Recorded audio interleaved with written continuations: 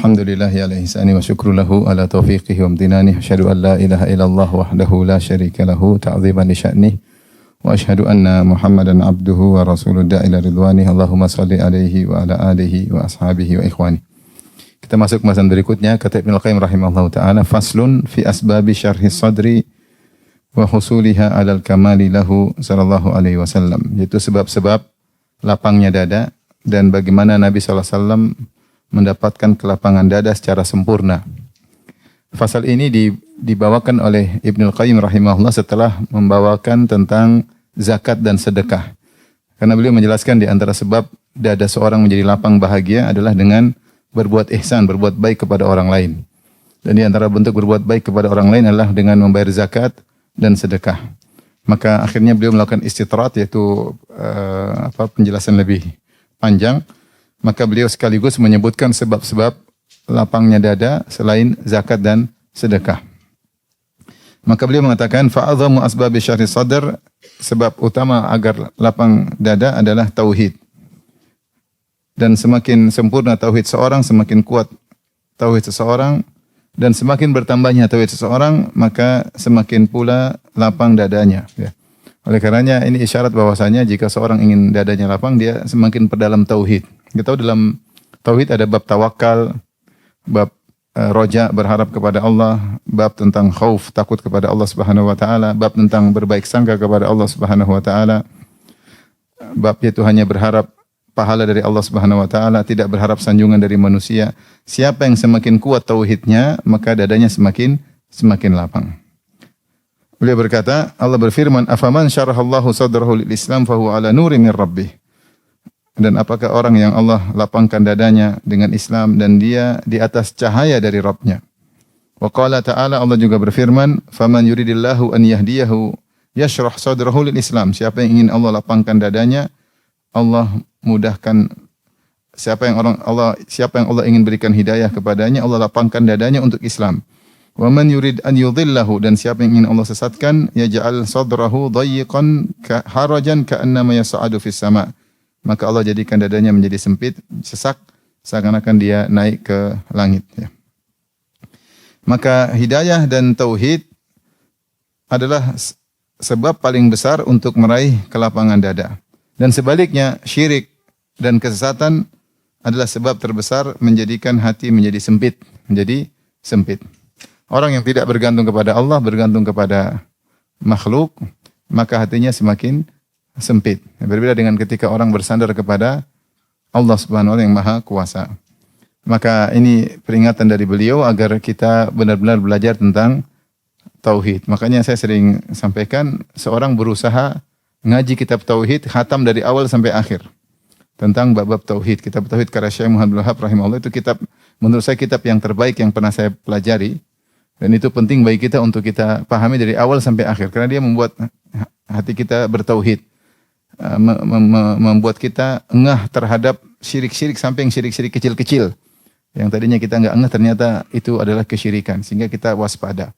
Menjadikan kita senantiasa bergantung kepada Allah Subhanahu wa taala, menjauhkan kita dari riya, dari ujub dan berbagai macam penyakit hati yang mencoreng tauhid. Siapa yang tauhidnya semakin sempurna, maka dia semakin bahagia. Oleh karenanya di antara perkataan indah dari Syekh Abdurrahman bin Nasir Sa'di rahimahullah, dia mengatakan pokok kebahagiaan seorang dua, yaitu ikhlas dan berbuat baik kepada orang lain. Al-ikhlas, yaitu tauhid, hanya mencari keridhaan Allah, hanya mencari pujian Allah. Yang kedua, berbuat baik kepada orang lain. Al-ihsan ilan nas. Siapa yang menggabungkan keduanya, dia adalah orang yang paling lapang dadanya. Dia adalah orang yang paling bahagia. Maka dalam hidup kita berusaha fokus bagaimana saya bisa ikhlas kepada Allah Subhanahu wa taala. Yang kedua, apa yang bisa saya sumbangsikan kepada orang sekitar saya yang saya bisa baikin, apa kepada istri, kepada anak, kepada tangga, kepada mertua, kepada kawan, kepada siapa saya, apa yang bisa saya sumbangsikan kepada orang miskin, kepada orang susah. Sementara pikiran kita selalu pada dua hal tersebut, tauhid dan berbuat baik kepada orang lain, maka dada kita akan dilapangkan oleh Allah Subhanahu wa taala. Karena tauhid sumber kebahagiaan dan menyenangkan hati orang, meringankan, melapangkan dada mereka. Al-jaza' min jinsil amal, balas sesuai dengan perbuatan, hati kita pun menjadi lapang. Dan orang yang paling bahagia adalah Nabi SAW. Karena dia orang yang paling mewujudkan tauhid dan yang paling berbuat baik untuk orang lain. Dialah Rasulullah sallallahu alaihi wasallam. Sebagaimana telah lewat karena Nabi sallallahu alaihi wasallam kata orang Arab Badui, "Aslimu ya qaumi aslimu fa inna Muhammadan a'tama lam yakhshal faqah." Wahai kaumku, masuk Islamlah. Kalau kalian ingin dapat kambing banyak, masuk Islam. Karena Muhammad tuh kalau sudah bagi-bagi sesuatu, dia tidak pernah takut miskin. Semuanya dia kasih apa yang dia punya. Demikianlah Rasulullah sallallahu alaihi wasallam. Baik. Ini sebab yang pertama, perbaiki tauhid. Kalau kita gelisah, dada tidak lapang, maka tauhid kita bermasalah. Pasti tauhid kita bermasalah. Tawakal kita mungkin kurang, kita masih terlalu mempedulikan komentar netizen sehingga kita gelisah. Sehingga perbuatan kita mungkin riya bukan karena Allah atau karena kita ujub bersandar pada diri sendiri. Maka kalau kita tidak bertauhid maka hati kita menjadi gelisah. Berbeda dengan orang yang bertauhid, ikhlas, maka hatinya akan lapang. Dan kalau hati sudah lapang, apapun masalahnya akan mudah. Makanya Nabi Musa alaihissalam ketika diutus kepada Fir'aun, ini pekerjaan yang sangat berat. Musa alaihissalam kabur dari Fir'aun karena dia bunuh anak buah Fir'aun. Maka dia kabur dari Mesir, dari Memphis, dia lari ke Madian. Dan dia sembunyi 10 tahun. Ada yang mengatakan 20 tahun. Dia sembunyi. Siapa tahu kasusnya sudah dihilangkan. Ternyata dia pulang diam-diam balik ke Mesir setelah 10 tahun. Ternyata Allah suruh dia dakwahi Fir'aun. Dia ini kabur dari Fir'aun, sekarang suruh balik dakwahi apa? Fir'aun. Sementara Fir'aun terkenal bengis, menyiksa, membunuh anak-anak. Siapa lagi yang bengis seperti Fir'aun, membunuh anak-anak, menyiksa wanita, menyiksa laki-laki. Maka ketika itu Nabi Musa takut. Maka dia berdoa, Rabbi syrahli sadri. Ya Allah, lapangkanlah dadaku. Yang pertama dia minta itu, Rabbi syrahli sadri. Baru dia mengatakan, wa yassirli amri. Ya Allah, mudahkanlah apa? Urusanku. Wahlul 'uqdatam min lisani, mudahkanlah lisanku untuk berbicara, yafqahu qawli, agar mereka bisa paham maksudku. Waj'alli waziran min ahli Harun akhi. Jadikanlah penolongku adalah saudaraku, kakakku itu Harun, sebagai seorang rasul menemaniku. Ushiru bihi amri, kuatkan urusanku dengannya. Wa asyriku fi amri, dan jadikanlah dia rasul sepertiku. Kai nusabbiha katsira wa nadhkuruka katsira, agar kami bisa bertasbih kepada engkau dan kami banyak mengingat engkau. Jadi Musa diutus berdakwah kepada orang yang sangat bengis, yang sangat kejam, yang ngaku sebagai Tuhan. Saya rasa tidak ada orang lebih hebat daripada Fir'aun dalam urusan kebengisan. Donald Trump kalah, Benjamin Netanyahu kalah. Ini Fir'aun luar biasa. Dan Musa kabur dari Fir'aun 10 tahun dengan harapan perkara sudah ditutup, dilupakan. Sekarang dia suruh kembali kepada Fir'aun. Dia takut, wajar atau tidak? Wajar dia takut. Tapi pertama yang dia berdoa agar dia bisa mendakwahi Fir'aun, Rabbi syrah li sadri. Ini yang pertama, minta agar dada dilapangkan. Maka lapangnya dada ini modal utama bagi kita untuk menghadapi berbagai macam problematika kehidupan dunia ini, ya, karena namanya orang hidup pasti ada permasalahan. Sebab yang kedua, wa minha an-nurul ladzi yakdhifuhu Allahu fi qalbil abdi wa huwa nurul iman, yaitu keimanan yang Allah lemparkan ke hati seorang hamba. Fa innahu yashrahu as-sadr wa yuwassi'uhu wa yufrihul qalba. Karena iman itu akan melapangkan dada, melebarkan dada, dan akan menjadikan hati bergembira. Fa idza fuqida hadzal nur minal qalbi dhaqa wa harij. Jika ternyata iman ini hilang daripada dada seorang, hati seorang, maka hatinya menjadi sempit dan sesak. Wa sara fi adhyaqi sijnin wa as'abihi, maka jadilah hatinya dalam penjara yang sangat sempit dan paling berat. Wa qad rawat Tirmidzi fi jami'ihi, Imam Tirmidzi meriwayatkan dalam Sunan Tirmidzi ani Nabi sallallahu alaihi wasallam, Nabi sallallahu alaihi wasallam beliau bersabda, "Idza dakhala an-nurul qalba infasaha wa ansyarah." Jika nur Allah telah masuk ke dalam hati seorang, maka hatinya menjadi luas dan menjadi lapang. Qalu, "Wa ma alamatu dzalika ya Rasulullah?" Apa tandanya kelapangan hati, cahaya Allah tersebut ya Rasulullah? Qala, "Al-inabatu ila daril khulud wa tajafi 'anid daril ghurur wal istidad lil mauti qabla nuzulihi." Selalu kembali kepada akhirat. Yang dia pikirkan adalah selalu apa? Akhirat. Dan dia menjauh dari darul ghurur, itu dari dunia yang menipu. Dan dia selalu bersiap-siap untuk kematian sebelum datangnya kematian tersebut. Kalau ada orang memiliki sifat-sifat seperti itu, insya Allah dadanya lapang. Bahasanya dia beriman. Dia selalu fokus, orientasinya adalah apa? Akhirat. Dia tidak berleha-leha, berlena-lena dengan dunia. Karena dia tahu dunia hanyalah menipu. dan dia selalu siap untuk menghadapi kematian sebelum datangnya kematian tersebut.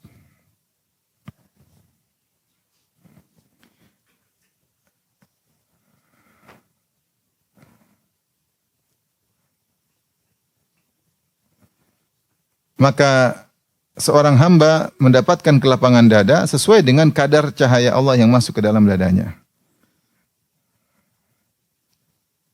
Sebagaimana cahaya yang nyata, kadang kalau kita di ruangan ada cahaya kita merasa lapang, dan dalam kegelapan kita merasa sempit, maka demikian juga cahaya maknawi yang Allah berikan dalam hati seseorang. Ini menunjukkan iman. Maka seorang berusaha memperkuat imannya. Dia beriman kepada malaikat, beriman kepada kitab suci, beriman kepada hari akhirat, beriman kepada takdir. Dia pelajari iman-iman tersebut dan selalu ingat akhirat, terutama iman kepada hari akhirat agar hatinya menjadi lapang. Makanya disebutkan kematian itu kalau kita ingat kematian, maka yang sempit menjadi lapang. Dan lapang menjadi sempit ketika kita merasa kaya raya, tapi kita ingat kematian, maka kita pun berhenti, tidak berleha-leha. Tidak berleha-leha. Kemudian yang ketiga, wa minha al-ilmu. Di antara sebab yang menjadikan lapang dada adalah al-ilmu. Bahkan dikatakan oleh para ulama bahwasanya sebab kebahagiaan yang paling utama adalah ladzatul ilm. Bahwasanya kelezatan yang paling agung adalah kelezatan ilmu. Tapi kelezatan ini hanya bisa didapati oleh orang yang serius.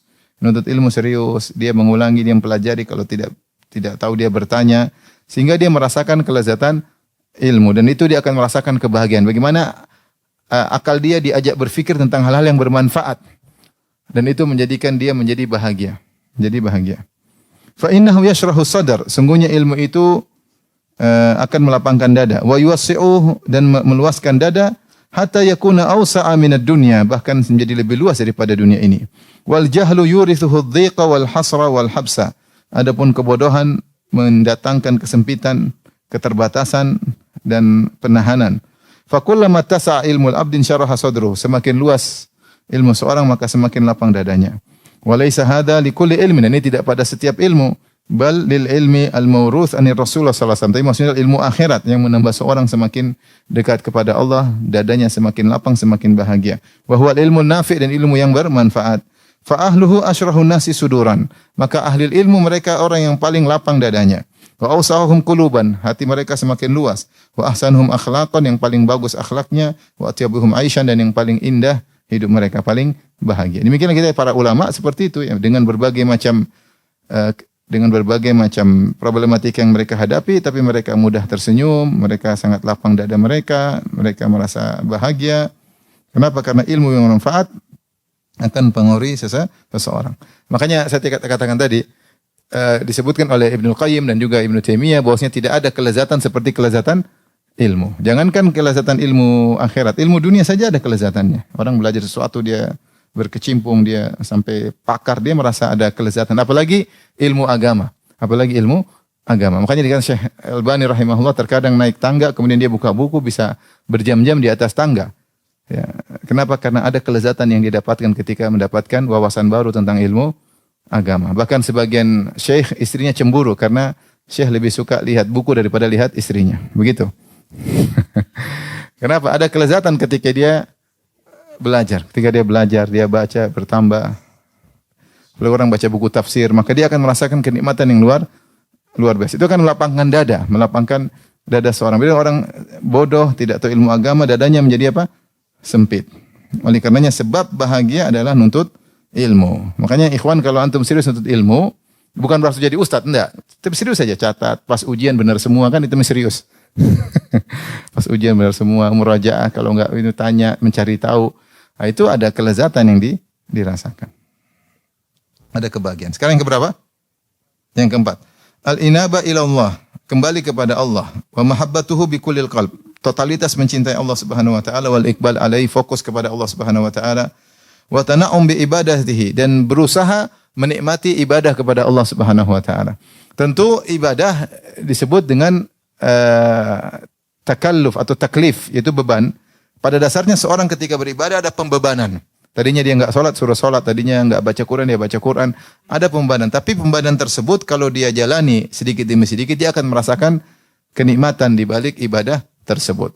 Tentunya umrah adalah beban, capek ke sana kemari, uang keluar, tapi ternyata orang banyak bahagia dengan umrah. Tentunya haji adalah beban, tapi ternyata orang banyak yang bahagia dengan apa? Haji. Demikian salat malam beban, bangun malam, melawan rasa ngantuk, tapi kalau dia jalani, dia tekuni, dia akan merasakan kelezatan. Sehingga kalau dia tidak salat malam, dia akan merasa ada sesuatu yang kurang. Baca Quran juga, kita lagi enak baca-baca berita, tahu harus tutup medsos kemudian ganti baca Quran, berat. Tapi kalau kita jalani, kita tekuni, jadi suatu kelezatan yang luar biasa. Sampai Nabi SAW berkata tentang salat, beliau berkata, wa ju'ilat qurratu aini fi salat. Allah menjadikan kebahagiaanku pada salat. Itu Rasulullah bahagia ketika salat. Rasulullah mengatakan, ya Bilal arih Nabi salat. Wahai Bilal, istirahatkanlah kami dengan apa? Salat. Benar bahwasanya ibadah disebut ahkam taklifiyah, itu hukum-hukum pembebanan. Tapi ketika seorang menekuninya, akan menjadi sebab kebahagiaan. Bagaimana caranya? Dengan fokus beribadah, fokus kepada Allah Subhanahu wa taala, serius dalam beribadah, maka dia akan menjadikan dada menjadi lapang. Fala syai'a asyrahu li sadril abdi min dzalik. Ya, dan tidak ada yang bisa membuat dada lapang seperti itu, seperti cinta kepada Allah, fokus ibadah kepada Allah. Hatta innahu la yaqulu ahyanan, sampai ada seorang hamba yang berkata terkadang, in kuntu fil jannati fi mithli hadhil hali fa inni idzan fi 'aisyin thayyibin. Seandainya di surga seperti ini, yaitu ada kelezatan beribadah kepada Allah, maka di surga seperti ini sudah cukup membuat bahagia. Apalagi di surga lebih daripada itu. Kemudian beliau berkata, walil mahabbati ta'thirun ajibun fi insyirahi sadri. Dan cinta kepada Allah punya dampak yang luar biasa dalam melapangkan dada. Wa tibin nafs, dan hati menjadi baik, wa na'imil qalb, dan kebahagiaan hati. La ya'rifuhu illa man lahu hisun bihi. Tidak ada yang mengenali hal ini kecuali orang yang merasakan cinta kepada Allah Subhanahu wa taala. Wa kullama kanatil mahabbatu aqwa wa ashadda kana sadru afsaha wa ashrah. Setiap cinta seorang hamba kepada Allah semakin besar, maka dadanya semakin lapang, semakin luas. Wala yadhiqu illa inda ru'yatil battalin al-farighin min hadha sya'an. Justru dia menjadi sempit ketika melihat orang yang jauh dari cinta kepada Allah. Melihat orang melakukan maksiat, maka hatinya menjadi sempit. Faru'yatuhum qadar aini. Sungguhnya melihat orang-orang jauh dari Allah menjadikan kotoran di mata. Mukhalatatuhum humma ruhihi. Adapun bergaul dengan orang-orang jauh dari Allah yang tidak cinta kepada Allah menyebabkan demam bagi ruhnya. Jadi kata beliau, cinta kepada Allah menjadikan orang bahagia. Bagaimana cinta kepada Allah? Caranya dengan sering berkorban. Di antara sering berkorban. Berkorban yang kita cintai untuk Allah. Itu akan buat kita mudah cinta kepada Allah. Banyak hal yang bisa kita korbankan. Harta bisa kita korbankan. Ego bisa kita korbankan. Dendam bisa kita korbankan. Banyak. Karena Allah Subhanahu wa ta'ala. Semakin kita sering mengorbankan suatu karena Allah, maka semakin Allah buat kita semakin mudah cinta kepada Allah. Kalau sudah cinta kepada Allah, maka dada sangat mudah lapang. Dada sangat mudah lapang. Siapa yang bikin lapang? Allah Subhanahu wa ta'ala. Karena cinta kepada Allah. Butuh pengorbanan. Wa min a'zami asbabi dhikr sadr, adapun sebab utama yang menjadikan dada sempit, sebaliknya al-i'rad anillah, berpaling dari Allah. Makanya Allah mengatakan, "Wa man a'rada an dzikri fa inna lahu ma'isyatan dhanka." Siapa yang berpaling dari peringatanku, dari mengingat aku, fa inna lahu ma'isyatan dhanka, maka dia mendapatkan kehidupan yang sempit. Wa ta'alluqil qalbi bi ghairihi, dan di antara sebab hati sempit adalah ketergantungan hati kepada makhluk, kepada selain Allah. Semakin kita hati bergantung kepada manusia, kepada benda, kepada makhluk, semakin jauh dari Allah, maka semakin dada semakin sempit. Semakin kita tawakal kepada Allah, semakin hati semakin lapang. Makanya di antara asar yang menakjubkan saya baca tentang kisah Imam Ahmad. Imam Ahmad kalau dia enggak punya apa-apa, dia tersenyum. Orang yang kenapa? Ketika dia enggak punya uang sedikit pun dia tersenyum. Kenapa? Ketika itu puncak tawakal dia hanya kepada Allah Subhanahu wa taala, ya. Maka semakin kita bergantung kepada benda, kepada materi, maka hati kita semakin sempit. Tapi kalau materi hanya di tangan, tidak digantung di hati, maka kita akan bahagia. Orang yang semakin menggantungkan hatinya kepada materi, dia semakin sengsara. Wal ghaflatu an dzikrihi, demikian juga lalai dari mengingat Allah membuat hati menjadi sempit. Makanya alhamdulillah Allah buat kita suruh salat lima waktu. Ketika Allah suruh salat waktu, memang Allah ingin kita beribadah kepada Allah di waktu tersebut. Maka jangan kita tunda. Allah yang menciptakan alam semesta, yang memberikan rezeki, ingin kita beribadah kepada Dia di waktu tersebut. Jangan ditunda-tunda. Jangan kita tunda-tunda, kecuali ada urusan penting, ya. Yang kita tunda. Karena Allah ingin kita beribadah kepadanya di saat itu. Dan itu dibagi 5 waktu. Seandainya tidak salat 5 waktu, hati kita lalai. Kita butuh diingatkan. Zuhur, sibuk lagi dengan dunia. Asar diingatkan lagi. Maghrib diingat lagi. Isya diingatkan lagi. Subuh diingatkan lagi. Sehingga kalau kita lalai terobati. Tapi kalau orang misalnya berhari-hari tidak ingat Allah, hatinya menjadi keras. Meskipun tidak ada apa-apain. Meskipun tidak nonton film Korea, hatinya menjadi keras. Apalagi kalau dia nonton film Korea, tambah langsung keras. Dia enggak nonton, cuma diam aja, tapi tidak zikir kepada Allah, ghaflah, tidak maksiat, cuma tidak zikir sama Allah, hatinya menjadi apa? Menjadi keras. Tapi kalau dia ingat Allah, hatinya menjadi lembut, menjadi lapang. Kemudian mahabbatu siwahu, dan cinta kepada selain Allah, itu bikin hati menjadi sempit. Fa inna man ahabba syai'an, sungguhnya siapa yang mencintai sesuatu selain Allah, ghairallah, udhiba bihi, maka dia akan tersiksa dengan apa yang dia cintai tersebut. Wa sujina qalbu fi mati dzalikal ghair, dan hatinya terpenjara dengan mencintai sesuatu tersebut. Fama fil ardi ashqa minhu, tidak ada seorang di dunia yang lebih sengsara daripada dia. Wala aksafu balan, dan tidak ada yang hatinya carut marut seperti dia. Wala ankadu aishan, dan tidak ada kehidupan yang lebih berat seperti dia. Wala atabu qalban, dan hatinya letih karena mencintai selain Allah Subhanahu wa taala. Orang kalau cinta sama mobil hatinya sedih. Pikiran ke mobil hati. Pokoknya kalau cinta kepada selain Allah berlebihan, hati menjadi apa? Sengsara. Cinta sama perempuan berlebihan juga sengsara. Terlalu cinta jadi pikir sengsara. Jangan terlalu berlebihan cinta pada cinta pada sesuatu, kalau berlebihan hanya menyiksa hati. Cinta sesuatu karena Allah, berusaha cinta sesuatu karena Allah, cinta istri karena Allah, cinta anak karena Allah, cinta apa-apa yang kita miliki karena Allah. Adapun kalau kita cinta sesuatu karena zat tersebut, itu hanya menyiksa hati kita.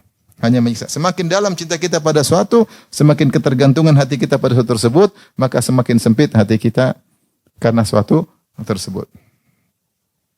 Apalagi kalau sudah kecanduan kepada hal-hal yang haram, sudah selesai. Hatinya benar-benar sempit, ketergantungan dengan dunia, apalagi dunia yang haram. Fahuma mahabbatan, maka ada dua bentuk cinta. Mahabbatun hiya jannatud dunya. Pertama, cinta yang merupakan surga dunia, yaitu cinta kepada Allah. Wa surur nafsi, dan kebahagiaan jiwa, waladzatul qalbi, dan kelezatan hati, wa naimur ruh, dan bahagianya jiwa, wa ghidha'uha dawa'uha, dan ini adalah asupan jiwa dan juga obat buat jiwa. Bal hayatuha wa qurratu ainiha, dan itulah kehidupan jiwa dan kebahagiaan jiwa. Wa hiya mahabbatullahi wahdahu bikullil qalbi, yaitu totalitas dalam mencintai Allah Subhanahu wa taala. Wa injidhabi quwalil mail wal irada wal mahabbati kulliha ilaihi, dan berusaha mengarahkan seluruh cinta, seluruh kehendak, seluruh kecondongan hanya kepada Allah Subhanahu wa taala. Maka apapun yang kita lakukan selalu kita pikirkan, ini Allah suka atau tidak? Ini Allah ridhoi atau tidak? Ini semua karena Allah. Semua yang kita lakukan, kalau kita totalitas seperti itu, kita akan bahagia, hati akan menjadi lapang. Tidaklah saya interaksi dengan dia kecuali karena Allah. Tidaklah saya membantu dia kecuali karena Allah. Tidaklah saya pergi ke sana kecuali karena Allah. Tidaklah saya pergi ke sini kecuali karena Allah. Tidaklah saya bersafar kecuali karena Allah. Tidaklah saya bermusuhan dengan dia kecuali karena Allah. Semuanya karena Allah, maka dia akan merasakan kebahagiaan hati yang luar biasa. Dan yang kecintaan kedua, wa mahabbatun hiya adzabur ruh. Cinta yang menjadikan hati sengsara, jiwa sengsara. Wa ghammun nafs, yang menjadikan hati gelisah. Wa sijnul qalbi, dan menjadikan hati terpenjara. Wa dhiqus sadar, yang menjadikan dada menjadi sempit. Wa hiya sababul alami wan nakadi wal ana'i wa hiya mahabbatu ma siwahu subhanahu, yang menjadikan pilu dan sakit, keletihan pada hati seorang, yaitu cinta kepada selain Allah Subhanahu wa taala. Ini kaidah. Makanya ketika seorang cinta berlebihan, tidak sesuai aturan, dia akan disiksa dengan apa yang dia cintai tersebut. Seperti banyak orang cinta kepada harta berlebihan, tapi dia sengsara. Bukan harta menjadi alat dia malah menjadi budak harta. Makanya Rasulullah mengatakan, ta'isa abdud dinar, ta'isa abdud dirham. Sungguh celaka budak dirham. Dia menyangka harta dinar dan dirham adalah alat dia mau menggunakan harta tersebut seenak dia. Sebaliknya dia malah budak, maka dia habiskan waktunya, habis keletihannya untuk mencari dinar dan dirham. Yang budak siapa? Harta atau dia? Dia yang menjadi budak tanpa dia sadari. Bahkan dia rela berkelahi dengan orang tuanya, dia rela bermusuhan dengan temannya, dia rela berkhianat, dia rela menipu, dia rela meninggalkan salat demi untuk dinar dan dirham tersebut. Maka dia adalah budak di dinar. Dia menyangka dinar dan dirham adalah alat dia, ternyata dia diperalat oleh dinar dan dirham. Maka benar Rasulullah mengatakan, ta'isa abdud dinar, celaka hamba dinar. Ketika seorang berlebihan cinta sesuatu bukan karena Allah, dia yang sengsara. Apalagi tidak bayar zakat. Harta terlalu cinta sama harta, tidak keluarkan zakat, maka dia akan disiksa dengan apa yang dia cintai. Makanya Allah mengatakan, yauma yuhma 'alaiha fi nari jahannam fatukwa biha jibahuhum wa junubuhum wa dhuhuruhum hadza ma kanastum li anfusikum fadzuqu ma kuntum taknizun. Orang yang tidak bayar zakat, maka hartanya tersebut pada hari kiamat kelak akan dipanaskan, dibakar. Ketika sudah jadi panas, dijadikan lempengan untuk menyetrikanya, menyetrika jidatnya, lambungnya, punggungnya. Maka dikatakan inilah harta yang kalian simpan digunakan untuk menyiksa kalian. Jadi apa yang dicintai oleh seorang bisa jadi jadikan alat untuk menyiksanya di dunia sebelum di akhirat. Ya. Seperti Allah Subhanahu Wa Taala menyebutkan, "Fala tu'jibaka amwaluhum wala auladuhum, innama yuridullahu liyu'adzibahum biha fil hayatid dunya."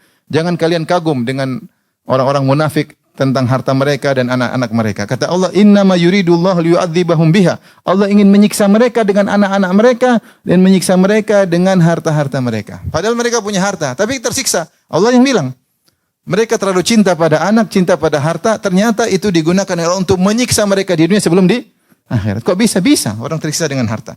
Capek 24 jam, kalau bisa 25 jam dia tiap hari cari harta. Tidak tidur, pikir sana kemari, malam-malam orang sudah tidur dia masih belum tidur, gelisah, sengsara. Yang tersiksa dia. Dia pikir dia punya harta, dia bahagia, ternyata dia tersiksa dengan harta. Kenapa? Ketika dia mencintai harta bukan karena Allah. Tapi kalau orang cinta harta karena Allah, dia ingin gunakan sesuatu untuk karena Allah, maka dia akan bahagia.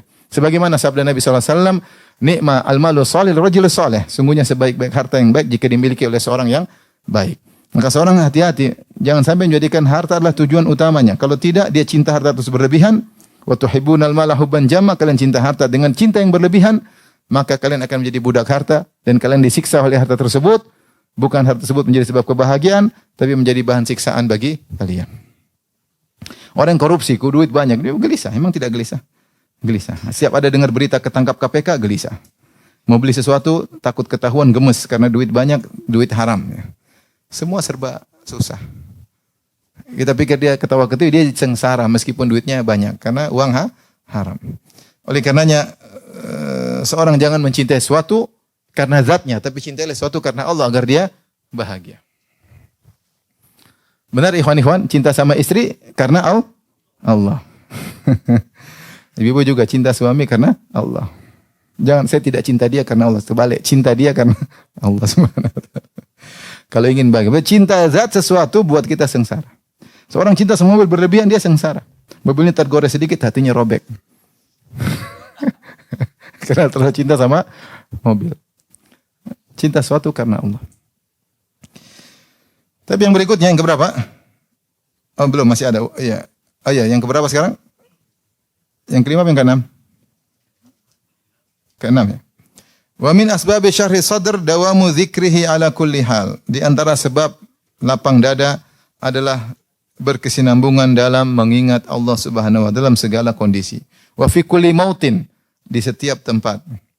Selalu berzikir. Fali dzikri ta'thirun ajibun fi insyirahi sadri wa ni'imil qalb. Sungguh zikir itu punya pengaruh yang menakjubkan dalam melapangkan dada dan dalam meraih kebahagiaan hati. Tentu Allah berfirman, "Ala bi dzikrillah tatmainnul qulub." Ketahuilah dengan berzikir akan tenang hati seseorang. Maka seorang berusaha untuk berzikir. Zikir kepada Allah ada beberapa macam.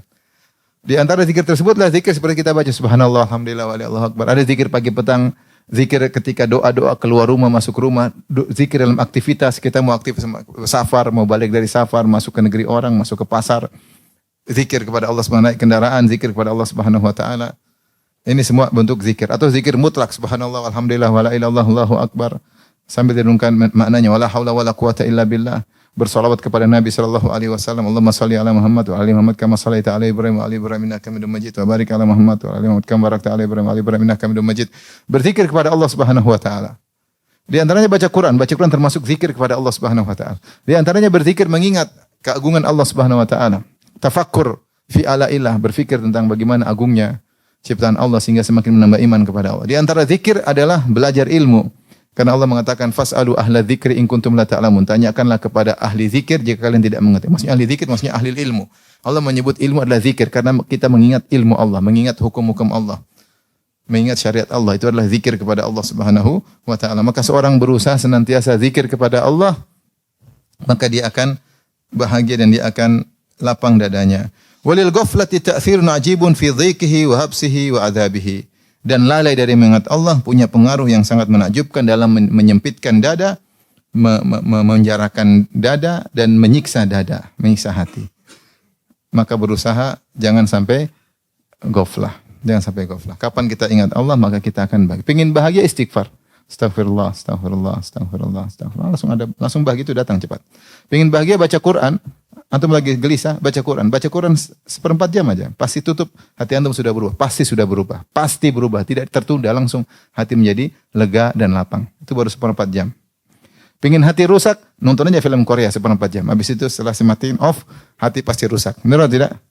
Benar ya. Lihat istri sudah hitam, jelek. Kebahagiaan dicabut. Gara-gara terlalu sering lihat apa? Korea. Langsung, tidak lama-lama. Baca Quran langsung bikin bahagia, nonton film Korea langsung bikin sengsara. Langsung. Dampaknya luar biasa. Kenapa sekarang? Yang ketujuh. Yang ketujuh, al-ihsanu ilal khalq. Ini berbuat baik kepada orang lain. Ini yang kenapa Ibnu Qayyim membawakan bahasan ini, karena dia membicarakan tentang zakat dan sedekah. Bahwasanya zakat sedekah punya dampak yang menakjubkan dalam mendatangkan kebahagiaan. Dan kita tahu al-jaza' menyisil amal, balas sesuai dengan perbuatan. Siapa yang membahagiakan orang, dia akan dibuat bahagia oleh Allah Subhanahu wa taala. Makanya Rasulullah mengatakan, "Wa habbul a'mali ila Allah surun tudkhulu fi qalbil muslim."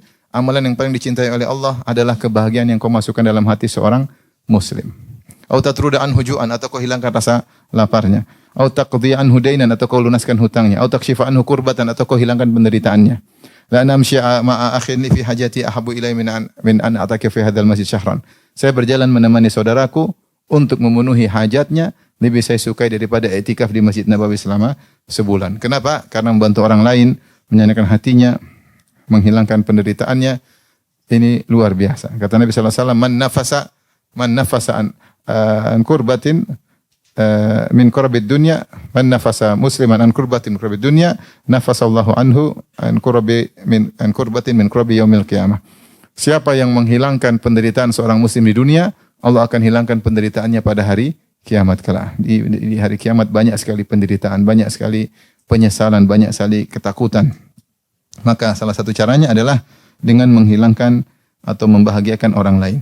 Maka al-ihsan ilal khalq, ini jadikanlah pedoman hidup. Apa yang bisa saya lakukan baik untuk orang lain? Pikirkan dalam hidup kita, hari ini saya sudah baik sama siapa? Sama istri sudah baik belum? Atau bangun tidur langsung ngomel istri. Bangun tidur, cium keningnya. Bangunkan sholat subuh. Tidur melulu. Jangan. Badan udah gemuk, tidur melulu. Jangan. Dok, bangun dok. Berbuat baik sejak awal pagi udah berbuat baik. Anak-anak dipelus, dicium biar bangun. Ayo sayang sholat, bangun.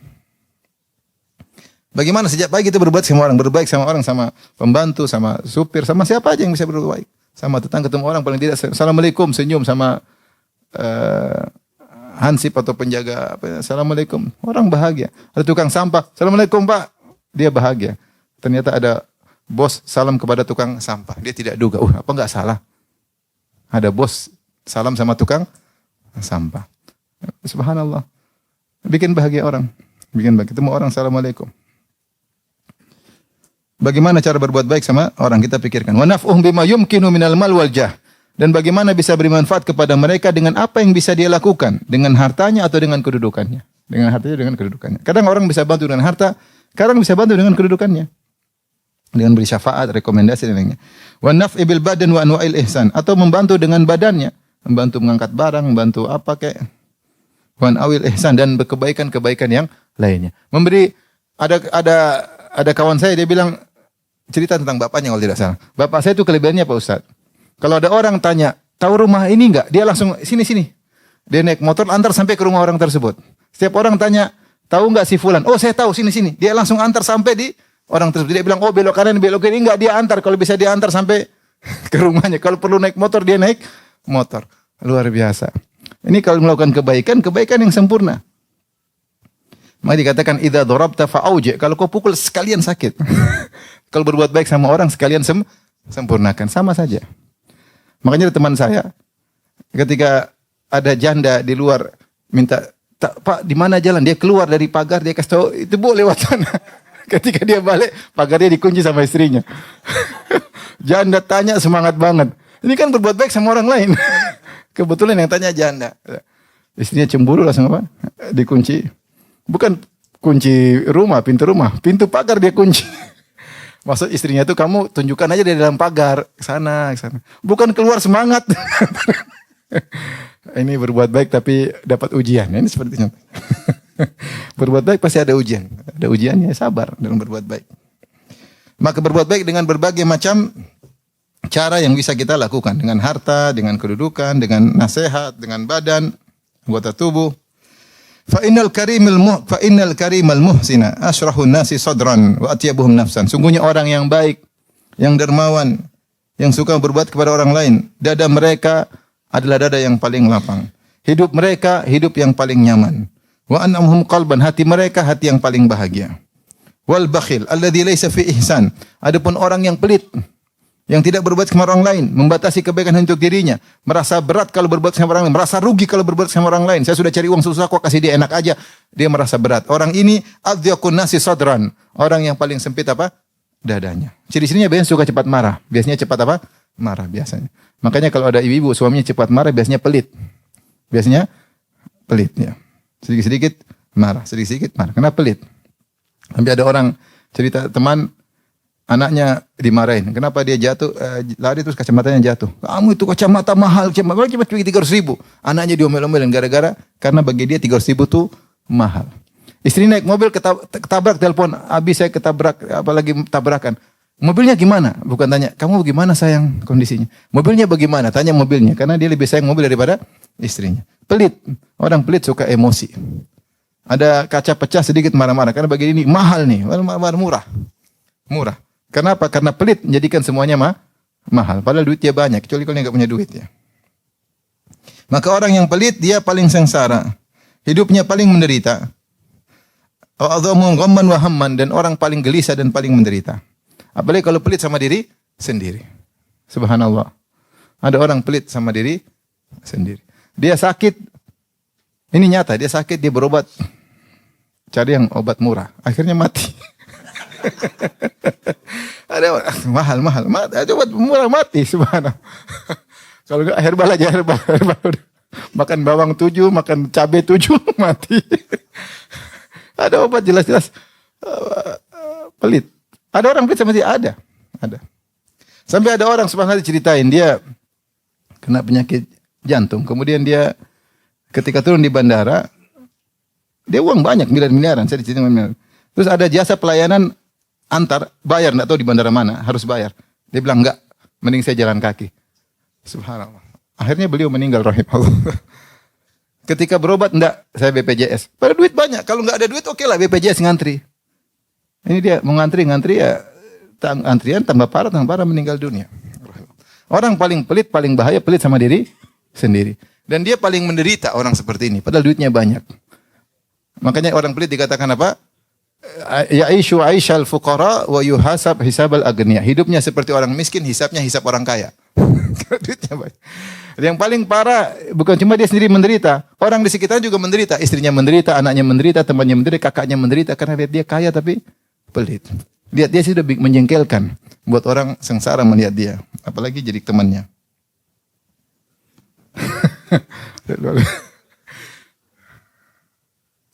Ngajak makan ternyata bayar sendiri-sendiri. Ayo makan.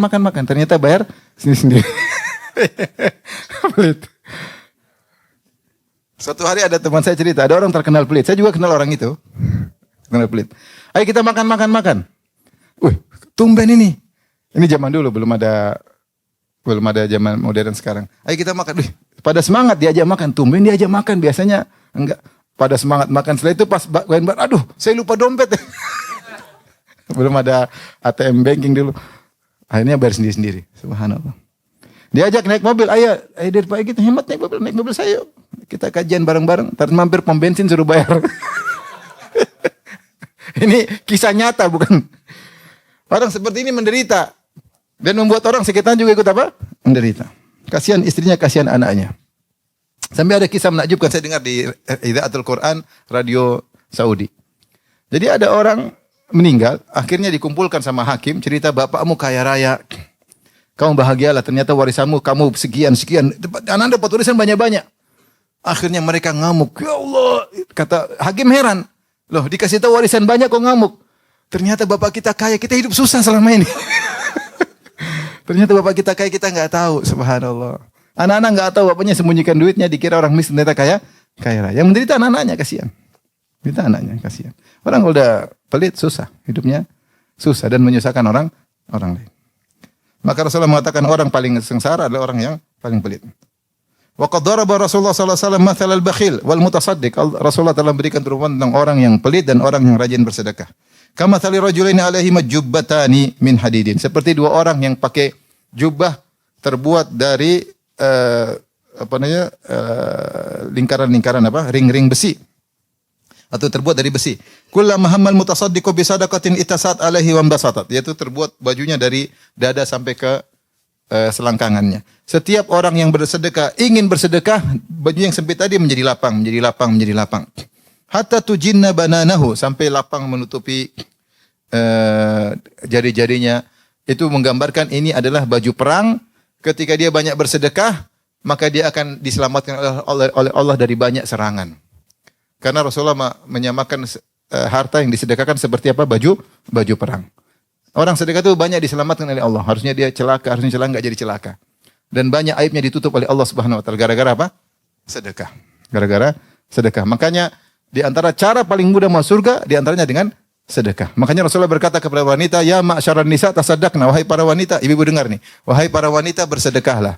Fa inna kunna aktsara hatabi jahannam. Karena kalian banyak masuk neraka. Di antara cara wanita selamat dari neraka dengan banyak bersedekah. Bukan beli barang-barang branded ya. Kurangi beli barang branded, terus banyak sedekah.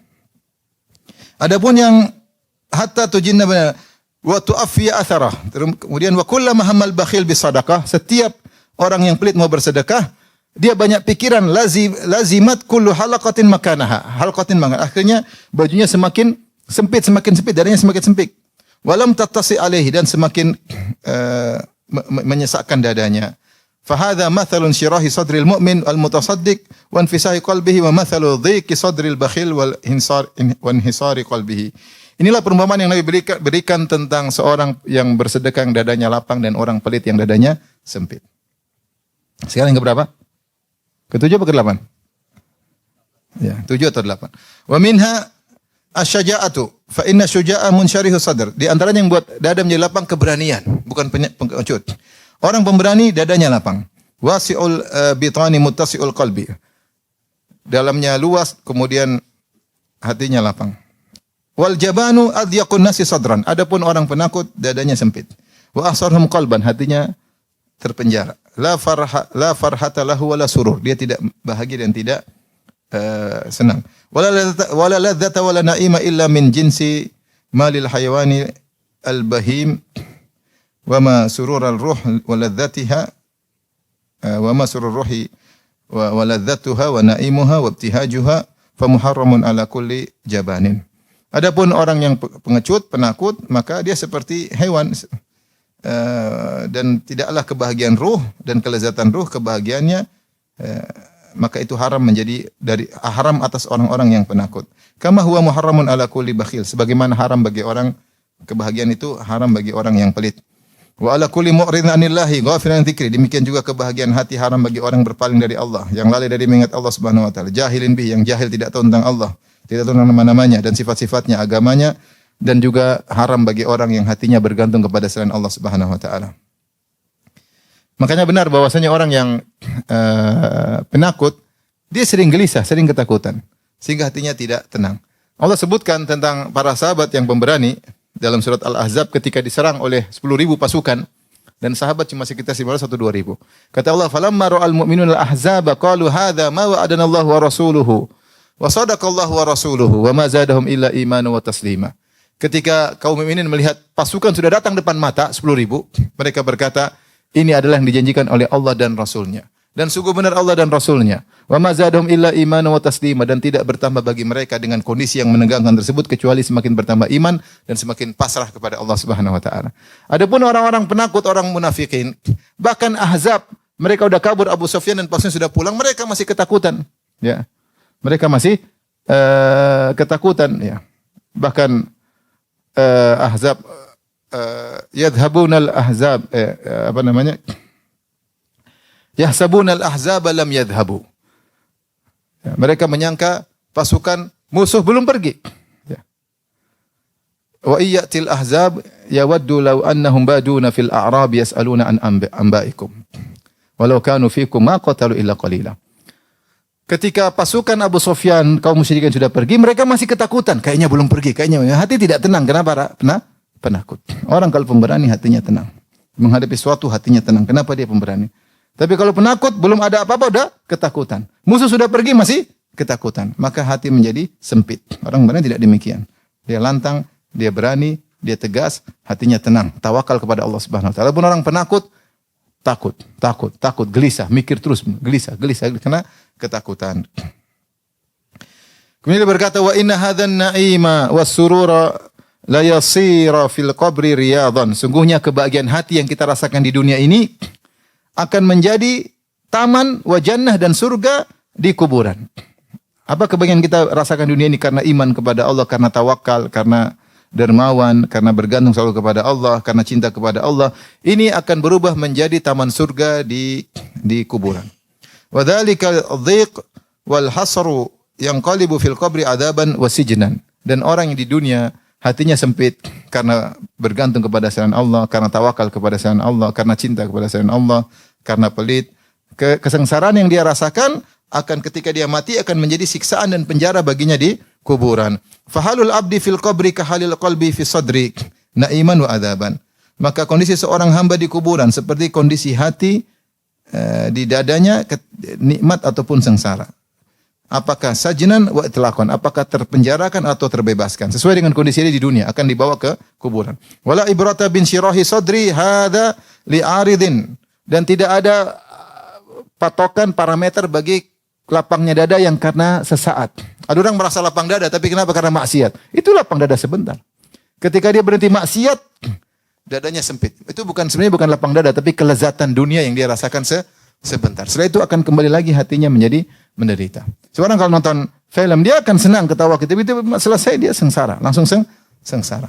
Bukan itu standar kebahagiaan. Wala yadhiqu sadri hadza li'arid. Ya, demikian juga mungkin seorang ketika dia baik diuji dengan sebagian ujian, mungkin dia sedih, mungkin dia sempit, tapi cuma lewat. Setelah itu dia bahagia lagi, kata Ibnu Qayyim. Orang beriman pun kalau dikata-katain dia mungkin ada sempit dada, cuma sebentar, tidak lama. Seperti Allah berfirman tentang Nabi Muhammad SAW, وَلَقَدْ نَعْلَمُ أَنَّكَ يَضِيقُ صَدْرُكَ بِمَا يَقُولُونَ فَسَبِّحْ بِحَمْدِ رَبِّكَ وَكُن مِنَ السَّاجِدِينَ وَاعْبُدْ رَبَّكَ حَتَّى يَأْتِيَكَ الْيَقِينُ. Sungguh kami tahu hatimu sempit karena ucapan mereka kepada engkau wahai Muhammad. Rasulullah sempat sempit dada. Kalau dikatakan pendusta, dikatakan penyihir, tapi begitu cepat hilang karena Rasulullah bertasbih kepada Allah, salat kepada Allah Subhanahu wa taala. Ini bukan patokan. Yang dimaksud dengan lapangnya itu yang secara mayoritas kondisi hati. Adapun orang beriman kadang-kadang dadanya sempit karena diganggu, itu bukan patokan. Segera hilang. Adapun orang yang tukang maksiat kemudian dadanya tiba-tiba lapang, itu kelezatan dunia, setelah itu akan hilang menjadi kesempitan kembali. Bukan itu patokannya. Fa innal awaridha tazulu bizawali asbabiha. Karena sesuatu yang datang akan hilang dengan hilangnya sebabnya. Wa innamal muawwal ala sifati allati qamat bil qalbi tujibun syirahahu wa habsahu fahiyal mizan. Wallahu musta'an. Yang jadi patokan adalah sifat kebahagiaan hakiki yang ada di hati. Ya. Atau kesengsaraan yang ada di hati, itu yang menjadi patokan di sisi Allah Subhanahu wa taala, dan itu yang menjadi parameter di sisi Allah Subhanahu wa taala. Wallahul musta'an, maka Allah adalah tempat meminta pertolongan. Sekarang ke berapa? Yang 9. Wa minha bal min a'zamiha ikhraju daghalil qalbi minas sifatil madhumah. Di antara sebab hati menjadi bahagia adalah menghilangkan penyakit-penyakit hati dari hati. Kita penyakit hati banyak. Allati tujibu dhiqahu wa adzabahu. Penyakit hati seperti hasad, dengki, dendam, tidak memaafkan. Wa tahulu baina wa baina husulil bur'i, yang menghalangi penyakit-penyakit tersebut, menghalangi kesembuhan hati. Fa innal abda idza ata bil asbabil lati tashrahu sadrahu wa lam yukhrij tilka al awsafa al madhmumata min qalbihi lam yahdha min syirahi sadrihi bi ta'ilin. Kalau seorang berusaha melapangkan hatinya dengan sebab-sebab beriman dan macam-macamnya, tapi ternyata penyakit hatinya dia biarkan. Dia tidak berusaha melawan hasad. Dia tidak berusaha melawan dendam. Dia tidak berusaha melawan suudzon yang ada di hatinya. Dia tidak berusaha melawan kesombongan dalam hatinya, maka percuma usahanya tersebut. Usahanya tersebut tidak akan mendatangkan kebaikan pada hatinya, tidak akan mendatangkan kesembuhan bagi hatinya. Kenapa? Karena dia tidak menghilangkan penyakit-penyakit tersebut. Wa ghayatu an takuna lahu maddatani ta'tawirani ala qalbihi wa huwa lil maddatil ghalibah alaihi minhuma. Paling minimal dalam hatinya ada dua sebab. Sebab bahagia, sebab sengsara. Maka siapa yang mendominasi dia yang menang. Kalau ingin bahagia sempurna, itu penyakit hilangkan, lawan. Jangan biarkan hasad bercokol dalam hati, lawan.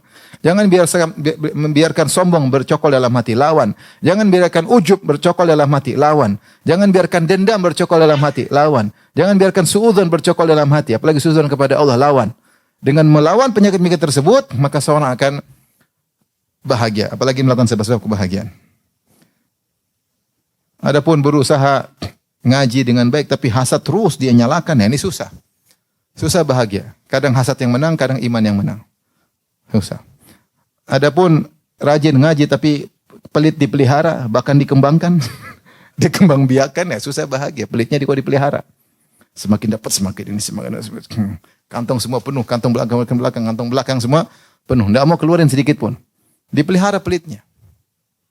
Kakak lagi butuh enggak? Adik lagi butuh enggak? Orang tua enggak lah. Dipelihara pelitnya. Bagaimana bahagia?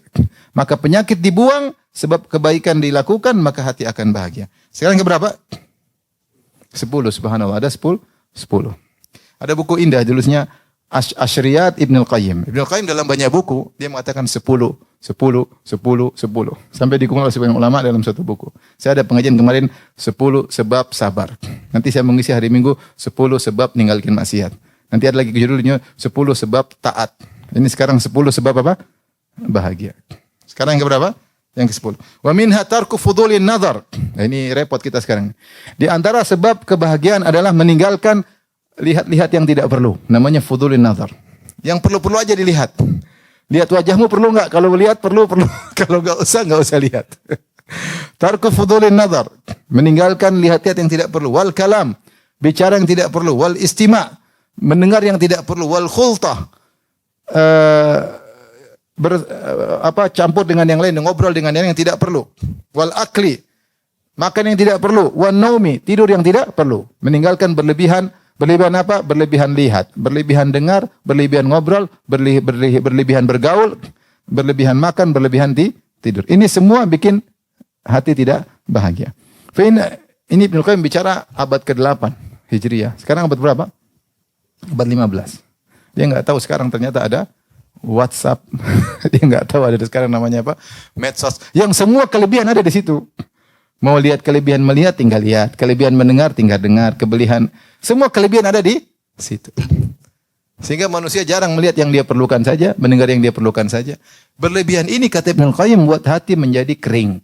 Jadi kering. Terlalu banyak lihat yang enggak perlu dilihat, hati menjadi kering. Terlalu banyak didengar, hati menjadi kering. Terlalu banyak tahu yang tidak perlu diketahui, terlalu kepo, hati menjadi apa? Kering.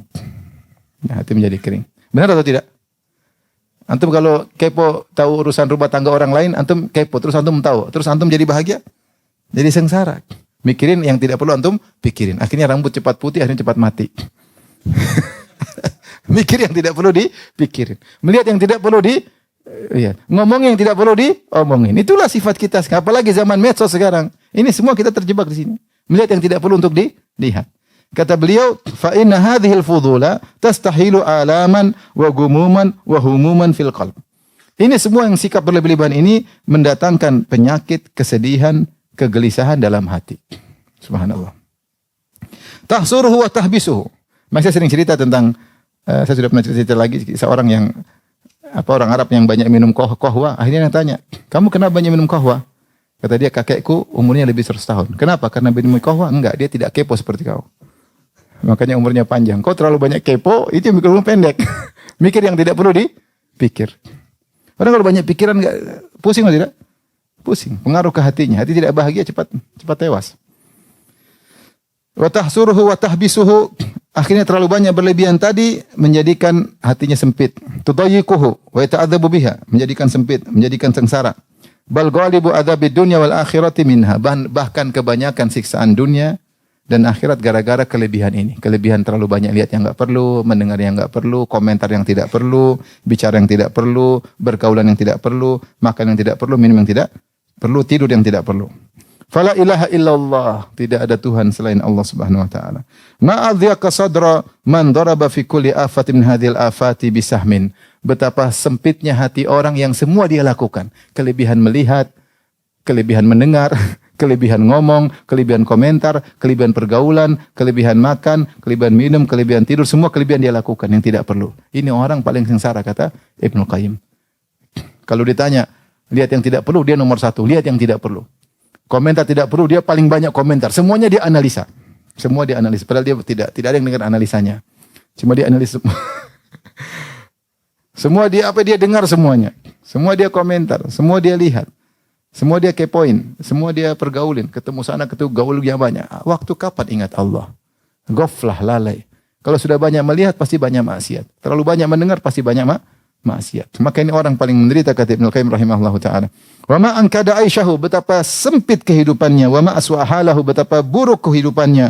Wa ma asyadda hasara qalbihi, dan betapa sempit terpenjarakan hatinya. Wa la ilaha illallah. Tidak ada sembahan yang berhak disembah kecuali Allah. Ma'an ama Aisyah man daraba fi kulli khaslatin min tilkal khisalil mahmudati bisahmin. Dan betapa orang bahagia yang dia punya sebab kebahagiaan, dia punya ada saham di situ. Dia cinta kepada Allah, dia dermawan, dia tawakal kepada Allah. Semua sebab-sebab kebahagiaan dia punya saham di situ. Maka dia sangat mudah untuk bahagia.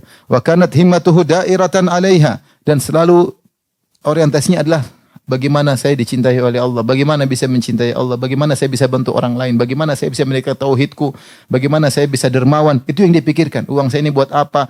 Maka ini orang yang bahagia, membangun kebahagiaannya di atas ikhlas, cinta kepada Allah dan berbaik kepada orang lain. Ha'imatan haulaha, berputar sekitarnya. Falihada nasibun wafirun min qawlihi. Orang seperti ini mendapatkan bagian besar dari firman Allah, innal abrara lafi na'im. Sungguhnya orang-orang yang berbuat baik dalam kebahagiaan. Walidzaka nasibun wafir min qawlihi wa innal fujjara lafi jahim. Dan orang yang tadi melakukan sebab-sebab kesengsaraan, mereka juga dapat bagian dari firman Allah, wa innal fujjara lafi jahim. Sungguhnya orang-orang fajir, para pendosa, dalam neraka jahanam. Wa bainahuma maratibun mutafawitatun la yuhsiha illallah. Dan di antara keduanya ada level-level yang tidak ada yang tahu berapa jumlah kecuali Allah Subhanahu wa taala. Wal maksud dari pembahasan kita, bahwasanya Rasulullah SAW adalah orang yang paling sempurna dalam segala sifat yang mendatangkan kelapangan dada, yang membuat hati menjadi luas, yang menjadikan bahagia dan menjadikan ruh menjadi hidup. Maka beliau adalah manusia yang paling sempurna dalam kelapangan dada, dalam kehidupan, dalam kebahagiaan. Terlebih lagi Allah juga telah memberikan kelapangan dadanya secara hissi, secara konkret. Itu karena dada Nabi dibelah, diambil, dikeluarkan benar-benar secara konkret juga dadanya lapang, apalagi ditambah dengan lapang dada secara maknawi. Wa akmalul khalqi, konkret maupun secara abstrak. Wa akmalul khalqi mutaba'atan lahu akmalu min syarahan wa ladzatan wa qurratain. Dan orang yang paling mutaba'ah kepada Nabi harusnya juga mendapatkan kesempurnaan dalam kebahagiaan. Wa ala hasabi mutaba'atihi yanalul abdu min syarahi sadri. Sejauh mana seorang mengikuti Nabi mutaba'ah, maka dia akan mendapatkan sejauh itu pula kelapangan dada dan kebahagiaan dan kelezatan kebahagiaan ruhnya. Maka dia berada di puncak kesempurnaan dari kelapangan dada. Rasulullah SAW berada di puncak kelapangan dada, puncak kemuliaan dan puncak dihilangkan beban oleh Allah Subhanahu wa taala. Dan para pengikutnya pun demikian sesuai dengan kadar ittiba mereka kepada Nabi sallallahu alaihi wasallam.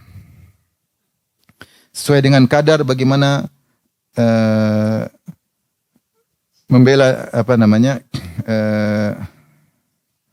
sesuai dengan kadar bagaimana Allah Subhanahu wa taala menjaga mereka, membela mereka dan seterusnya. Famustaqillun wa mustakthir. Ada yang mendapat bagian sedikit, ada yang mendapat bagian yang banyak.